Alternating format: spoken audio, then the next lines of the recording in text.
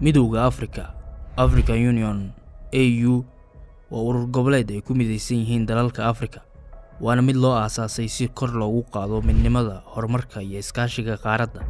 waxaa la aasaasay ururka 25 May 1963 waxaana markaasi magaciisa uu ahaa Organization of African Unity.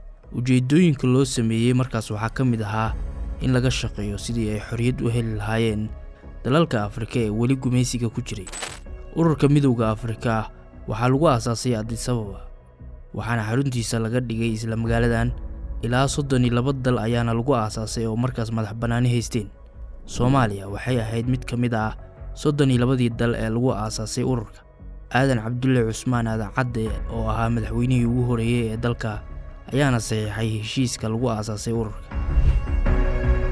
9 Luulyo 2002 dib u cusboonaysiin ayaa lagu sameeyay ururka waxaana laga bedelay magaciisii hore asigoona loo bixiyay magaca African Union ama midowga Afrika. waxaana arrinka lagu go'aamiyay shir madaxeedkii Afrika ee ka dhacay magaalada Durban ee South Africa.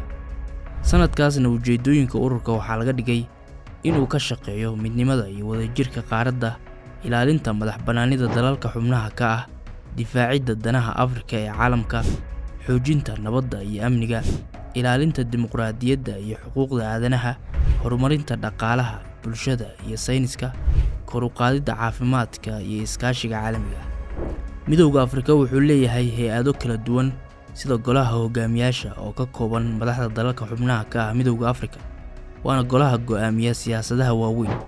golaha ammaanka iyo nabadda waa gole u xil saaran ilaalinta xasiloonida iyo nabadda qaaradda Afrika.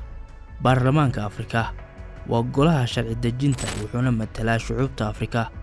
waxaa sidoo kale jirta maxkamad uu midowgu leeyahay waana maxkamadda Afrika ee xuquuqda aadanaha.